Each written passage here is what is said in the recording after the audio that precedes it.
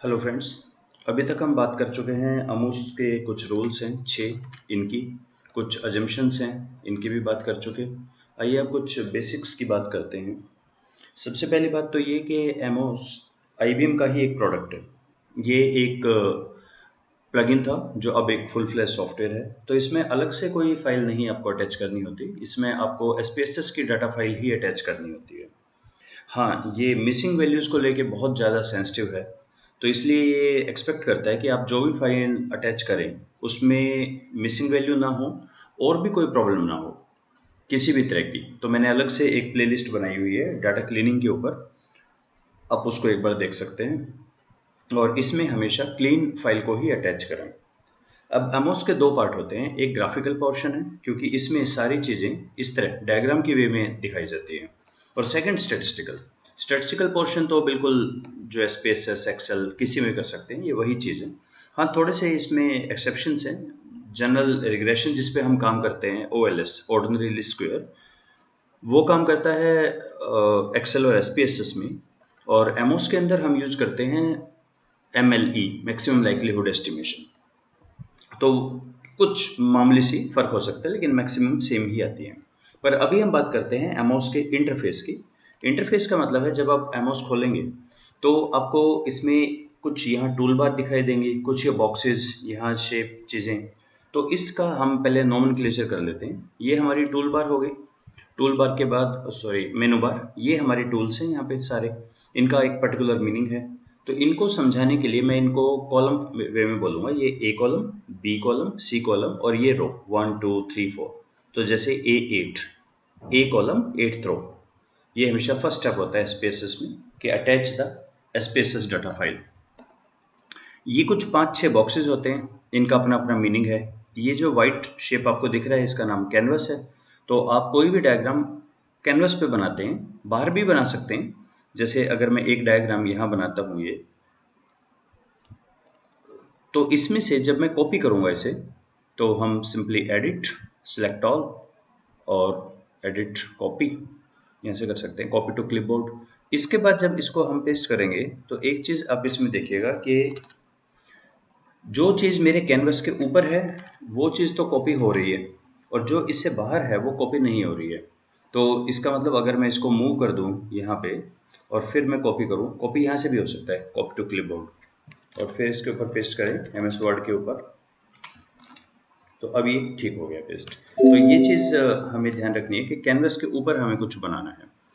तो ये जो टूल हैं, टूल को मैंने यहाँ समझाने की कोशिश की है कि ये टूल्स होते क्या हैं, इनका क्या मीनिंग है एबीसीडी में। तो आइए इनकी एक एक करके बात कर लेते हैं। 8th रो इसमें सबसे इंपॉर्टेंट है, इसके अंदर सारे स्टैटिस्टिकल पोर्शंस होते हैं, इससे ऊपर के सारे ड्राइंग के काम है। पूरा एमओस 4 टूल से मिलके बना है basically. Circle, box, one sided arrow, two sided arrow. One sided arrow मतलब रिग्रेशन। तो यहाँ देखिए, जब हमने ये बात की एडवर्टाइजमेंट लीड्स टू रिग्रेशन, तो वन साइडेड एरो है। जहाँ हेड ऑफ एरो होगा उसका नाम होता है डिपेंडेंट वेरिएबल, इसीलिए इसका नाम एंडोजेनस है। एंडो मतलब इनसाइड, एरो अंदर लग रहा है। जिससे एरो बाहर निकला एक्सोजेनस वेरिएबल, उसको इंडिपेंडेंट वेरिएबल बोलते हैं। अगर मुझे ये कहना है कि सेल्स और एडवर्टाइजमेंट में एक रिलेशन है डिपेंडेंट इंडिपेंडेंट का, तो one sided arrow.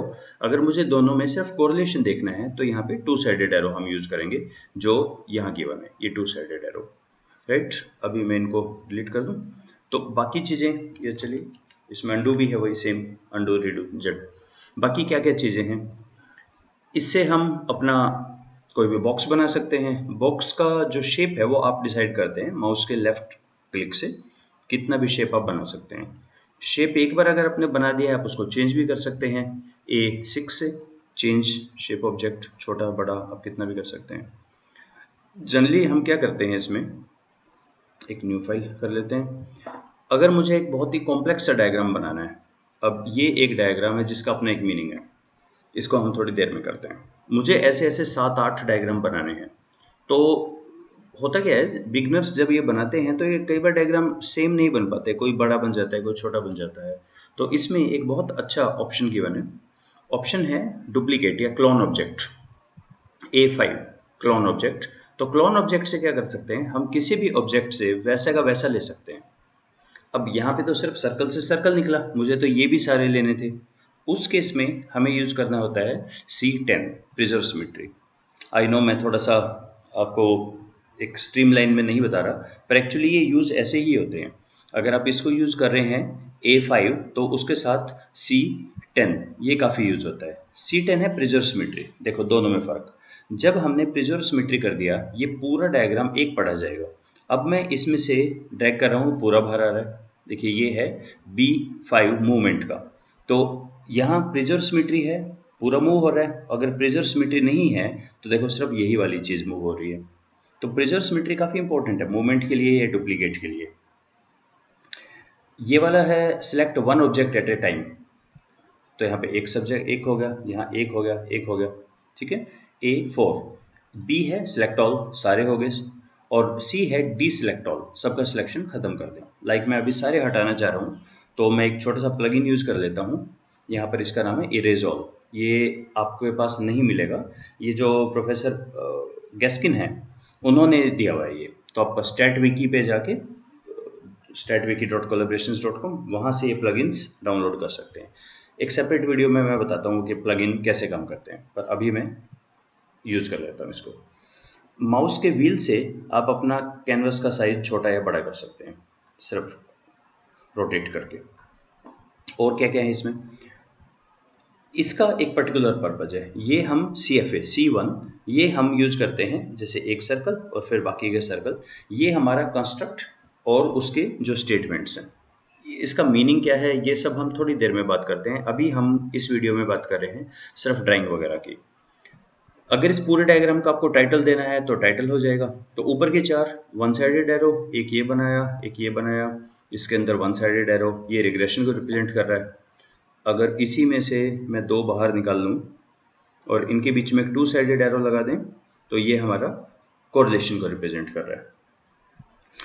One sided arrow हमेशा स्ट्रेट लाइन में लगता है, टू साइडेड एरो हमेशा कर्व में लगता है, और कर्व भी क्लॉकवाइज है। यानी अगर मैं यहाँ से शुरू करूँगा यहाँ तक, तो या तो ये ऊपर से ही जाएगा, नीचे से नहीं जा सकता। अगर आपको नीचे ऐसे एरो लगाना है तो यहाँ से पॉसिबल ही नहीं है, क्लॉकवाइज चलेगा ना ये ऐसे, तो आपको नीचे से यहाँ से शुरू करना पड़ेगा। वो ये कह रहा है कि एक ऑलरेडी लगा तो रखा है।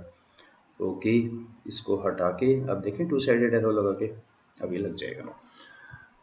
और कुछ बातें, ये हो गया, ये एरो ट्रम है जो डिपेंडेंट वेरिएबल है, जैसे जिसमें हमारा एरो का हेड आता है उसमें हमें एरो ट्रम लगाना होता है। रिमेंबर एक रूल था हमारा, ये rule number 4, every DV must contain an error term.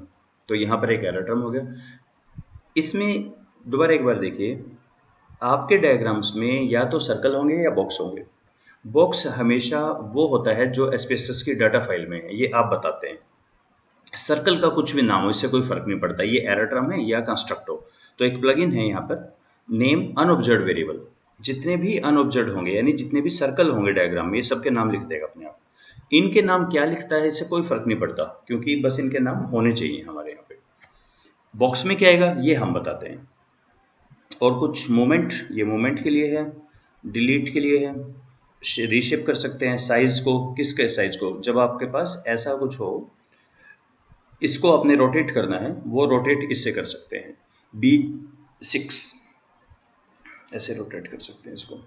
एरोट्रम को रोटेट करना है तो एरोट्रम को रोटेट करने के लिए या तो आप ट्रक को यूज कर सकते हैं, अपने मर्जी से लगा लीजिए यहाँ पे, या जो C2 है जो एरोट्रम के लिए बनता है, यही C2 जब आप आगे यूज करते हैं तो दोबारा उसी में यूज करें तो ये घूमने लग जाता है। जैसे यहाँ लगेगा, यहाँ लगा, तो यही आपका भी रोटेट भी करेगा, राइट। और कुछ सिलेक्ट ऑल हो गए, ये क्या चीज़ें हैं हमारी, ये हमें बताता है कि जो अटैच डाटा फाइल है उसके अंदर कौन कौन से वेरिएबल्स हैं। तो इसका फर्स्ट स्टेप हमेशा रहता है A8, कोई एक डाटा फाइल अटैच करें। तो मैं यहाँ अटैच करता हूँ data file, okay, sales performance. तो ये बता रहा है इसमें 215 केस हैं और मिसिंग कोई नहीं है, मिसिंग होता तो 213/215 ऐसे आ जाता। ओके, अब जैसे मैंने क्लिक कर दिया A8 पे, तो ये कैसे पता लगा फाइल अटैच हो गई, ये हम देखते हैं C3 से, ये आ गए हमारे। जो इनके हमें नाम देने हैं इसके दो तीन तरीके हैं। पहला तरीका तो ये है कि आप ऑब्जेक्ट प्रॉपर्टी मतलब राइट क्लिक करें किसी चीज़ के ऊपर भी, चाहे आप एरो के ऊपर राइट क्लिक करें, चाहे बॉक्स के ऊपर, सर्कल के, कहीं पे भी राइट क्लिक करें उसकी प्रॉपर्टी खुल जाती है। तो प्रॉपर्टी में जाके ये टेक्स्ट हम नाम दे सकते हैं। आई होप यू रिमेंबर, एक नेम होता था, एक लेबल होता था। एसपीएसएस में अगर हम देखें, एक नेम होता है, एक लेबल। लेबल आउटपुट में जाता है, नेम इंटरनल यूज़ के लिए। बिल्कुल उसी तरह से नेम और लेबल। पैरामीटर, यहाँ पे जो भी हमारे एरर टर्म्स हैं उनके वेरिएंट्स होते हैं, और अगर बॉक्स हों तो उनका बॉक्स का कुछ भी नहीं होता। और एरो, एरो का क्या होता है? एरो का रिग्रेशन वेट होता है एरो के ऊपर, यानी इनकी अपनी अपनी प्रॉपर्टीज़ हैं। इसमें एक बहुत ही मज़ेदार चीज़ ये है, आप जिस पे क्लिक करेंगे ये बॉक्स उसका बन जाता है। मतलब बहुत सारे स्कॉलर्स ऐसे करते हैं, अच्छा इसकी प्रॉपर्टी खोली, फिर अब मुझे इसकी खोलनी है। आप क्या करें, एक बार अपना बॉक्स खोल लीजिए, जिस पे क्लिक करेंगे अब ये इसकी प्रॉपर्टीज़ की बात कर रहा है, अब ये इसकी प्रॉपर्टीज़ की बात कर रहा है, अब इसकी प्रॉपर्टीज़ है इसकी, अकॉर्डिंगली आप बात कर सकते हैं। तो टेक्स्ट में एक तो पहला तरीका हम बात कर रहे थे, ये है sales is dependent on advertisement. तो मैं यहाँ लिखूँ ADVT और इसके ऊपर क्लिक करके मैंने लिखा सेल्स। ये हुआ पहला तरीका इनके नाम देने का। इसमें प्रॉब्लम ये है, अगर आपने ऐसे लिख दिया सेल और यहाँ है सेल्स, अब ये एरर आ जाएगा, इसको पता नहीं चलेगा सेल क्या चीज़ है। ये नाम सेम होना चाहिए। तो दूसरा एक आसान तरीका इसका ये रहेगा कि हम इनको ड्रैग कर दें, सेल्स को सीधा यहाँ ड्रैग किया, एबिलिटी को यहाँ ड्रैग कर दिया। ये दूसरा तरीका, और ये काफ़ी ज़्यादा यूज़ होता है ड्रैग वाला। तीसरा तरीका ये है कि अगर आप कॉन्फिडेंस को सीधा ड्रैग करके बाहर छोड़ें, तो अब आमोस को पता है कि ये आपके SPSS के डाटा फाइल के अंदर हैं ये चीज़ें। तो अगर आप इसको ड्रैग करेंगे बाहर तो ऑब्वियसली बॉक्स में ही आना चाहिए, क्योंकि ये तो ऑब्जर्व्ड वेरिएबल है। रूल 1 हमने किया था कि ऑब्जर्व्ड वेरिएबल बॉक्स से आते हैं और लेटेंट वेरिएबल हमारा सर्कल से आते हैं। तो ये अपने आप उसका किसी भी चीज़ को आप सीधा ड्रैग करेंगे तो भी बॉक्स बना देगा।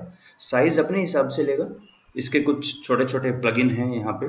प्लगइन में है रीसाइज ऑब्जर्व्ड वेरिएबल, ये लो सारे अपने हिसाब से इसने फिक्स कर दिए। ये सारी चीज़ें आप कर सकते हैं। तो ये ऊपर का जो पोर्शन है, ये पोर्शन है हमारा सिर्फ ड्राइंग का। 1 sided arrow, 2 sided arrow, add arrow term. आपने जो अटैच फाइल की है उसमें कितनी चीज़ें हैं? उसमें इतनी चीज़ें हैं। मॉडल में कितनी डाल रखी हैं अभी तक? मॉडल में हमने एबिलिटी डाल रखा है कहीं पे, कहीं एबिलिटी इंटू आवर्स ये रहा मॉडल जो हमने बनाया। मैं आपको एक चीज़ करके दिखाऊं, सिलेक्ट ऑल, इरेज ऑल। अभी मैं एक ये बना लेता हूँ, ठीक। एरर मैंने अटैच कर रखा है, इसमें मैंने सेल्स डाला, एबिलिटी डाला, कॉन्फिडेंस एंड आवर्स डाला।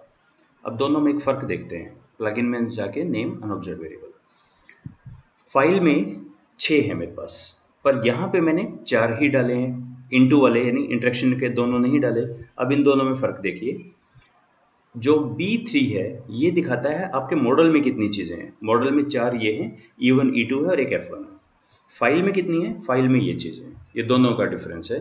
C3 show the variables in the attach data file and B3 आपके मॉडल में कितने हैं वो दिखाइए। अगर आपने टाइटल देना है इसका तो आप टाइटल दे सकते हैं यहाँ से, सिंगल सिलेक्शन, ऐसे सेलेक्ट ऑल और इससे डीसेलेक्ट ऑल। मूवमेंट, मूवमेंट का मैंने आपको बताया, अगर प्रिजर्व सिमेट्री है तो सारा एक साथ चलेगा, प्रिजर्व सिमेट्री नहीं है तो एक चीज़ मूव होगी। डिलीट, डिलीट कर सकते हैं किसी भी चीज़ को। डुप्लीकेट ऑब्जेक्ट, प्रिजर्व सिमेट्री है तो पूरा का पूरा बाहर निकलेगा, नहीं है तो कोई एक चीज़ बाहर निकलेगी। नेक्स्ट रीसाइज, इससे आप छोटा बड़ा कर सकते हैं अपनी सब चीज़ों को, किसी भी चीज़ को। रोटेट, रोटेट जब भी ये CFA वाला डायग्राम है इसको हम रोटेट कर सकते हैं। और रिफ्लेक्ट द इंडिकेटर्स, ये क्या काम करता है? रिफ्लेक्ट, देखो ये 2 काम करता है हमारा। अभी सेल्स, एबिलिटी, कॉन्फिडेंस, आवर्स, ये एक्चुअली 90 डिग्री का या 180 डिग्री का फ्लिप है ये। अब मैंने क्लिक किया तो सेल्स इधर आ गया, ये ऊपर आ गया, राइट। एक बार ये लेफ्ट से राइट फ्लिप कर देगा 180 डिग्री, सेकेंड टाइम ये वर्टिकल करेगा, देखो ये नीचे चला गया। अब नीचे आवर्स इधर है, अगर मुझे आवर्स यहाँ चाहिए, सेल्स यहाँ चाहिए, तो ये है हमारा C6 में क्लिक किया, सेल्स इधर, आवर्स इधर। दूसरी बार करेंगे तो हम उसको समझ आएगा, नहीं इनको ये ऊपर चाहिए सारी चीज़ें, तो ये फ्लिप हो गया ऊपर आ जाएगा। तो दोनों में फ़र्क क्या है? ये वाला तो हमारा रोटेट करता है, B6 तो रोटेट है ये ऐसे, और ये हमारा फ्लिप है ये वाला, राइट। ये क्या है? मूव पैरामीटर वैल्यू, ये जो 1 लिखा है, आप इस 1 को कहाँ चाहते हैं? ऊपर यहाँ दिखाई दे या बिल्कुल नीचे दिखाई दे? कहाँ पे चाहिए ये 1? इसको, ये 1 कहाँ पर हो, इसको मूव कर सकते हैं आप इस एरो के ऊपर। ये है reposition the path diagram on the screen. तो ये तो हमारा पहले से ही ठीक है। बाहर की तरफ मूव करके देखें इसको, अगर ऐसा हो, इससे कुछ होगा? Scroll, okay, scroll, I don't know. Touch-up क्या है? टचअप हमारा है कि कई लोग, अपने एक ओसीडी सुना है, ऑब्सेसिव कंपल्शन डिसऑर्डर, ये उनके लिए हर चीज़ बहुत ही साफ़ सुथरी, बिल्कुल नीट एंड क्लीन हो। तो ये उन्हीं लोगों के लिए है एग्जैक्टली, कि आप अपने गंदे गंदे डायग्राम बनाएं, एक ये बनाया, एक ये बनाया, एक ये बनाया, और इनमें एरो मैंने लगाए, यहाँ ऐसा लगा दिया, यहाँ पे ऐसे लगा दिया, ये इधर लगा दिया। तो परफेक्ट टचअप के लिए, टचअप आपका बिल्कुल जो बेस्ट होगा वो कर देगा। तो जो ओसीडी है जिन लोगों को, उनके लिए ये काफ़ी काम की चीज़ है। ये हमने बात कर ली, टचअप हो गया। ओके, इसकी बात हम नेक्स्ट वीडियो में करते हैं। ये टी एक्चुअली जो बनता है, ये one of the most important है। कुछ ये सेव है, ये आपको पता है। कॉपी ये मैं आपको बता चुका, जो कैनवस पे होगा वो कॉपी होगा। जैसे अभी कॉपी किया और पेस्ट करें इसे, तो ये कट जाएगा डायग्राम। तो उसके लिए हमें क्या करना पड़ेगा? एक तो यहाँ पर है नीचे रीसाइज के, आप सारे बना के डायग्राम लास्ट में इसको क्लिक कर दें, अपने हिसाब से सारा फिट कर देगा सारा। जूम इन वगैरह, जूम आउट, जूम इन आप इससे भी कर सकते हैं। इससे एक पर्टिकुलर पोर्शन, लाइक मुझे यहाँ देखना है, कई बार डायग्राम बहुत बड़े होते हैं, एक पर्टिकुलर पोर्शन को आपने देखना है, तो इसको सिलेक्ट करें। अब देखो, दबाए दबाए ये पोर्शन मुझे बड़ा देखना है, तो इतना बड़ा हो गया, राइट। और कोई चीज़ इसमें, ये शेप कर लिया। ये भी शर्लक होम्स वाला लेंस है, आपको ये देखना होता है कहीं कोई गलती रह जाए, एरर्स की हम बात करेंगे तब यूज होगा। बाइसिन कुछ नहीं, print, find, undo, redo, multi group, ये हम बाद में बात करेंगे नीचे के पोर्शन की। और ऑब्जेक्ट प्रॉपर्टी, किसी के भी देखो, राइट क्लिक करें, ऑब्जेक्ट प्रॉपर्टी। अब राइट क्लिक में आपको ये देख रहे हैं, ये शेप पर्टिकुलर ब्लू कलर का और बॉक्स और नीचे 3 लाइन, यही यहाँ पर है। किसी की भी ऑब्जेक्ट प्रॉपर्टी आप यहाँ से भी खोल सकते हैं, जिस पे क्लिक करें ऐसे भी देख सकते हैं। सेकंड, आप ये भी यहाँ से राइट क्लिक करके भी देख सकते हैं। कई बार एरो सेलेक्ट करने में थोड़ी सी परेशानी होती है राइट क्लिक और इसमें, तो हैंड से यूज करें और टिप के एरो से। एक बार ये हो गया ना, ये सिलेक्ट है, राइट क्लिक, ऑब्जेक्ट प्रॉपर्टी, इससे भी काम कर। ये शेप थोड़ी सी इसके वो लग रहे हैं, नाम इसके और बड़े होने चाहिए। प्लगइन में हमारे पास है name, not name, resize observe variable, ये अपने आप इनको रीसाइज कर देगा सबको बेस्ट फिट के अनुसार। ठीक है जी। और प्रिजर्व सिमेट्री हो गया।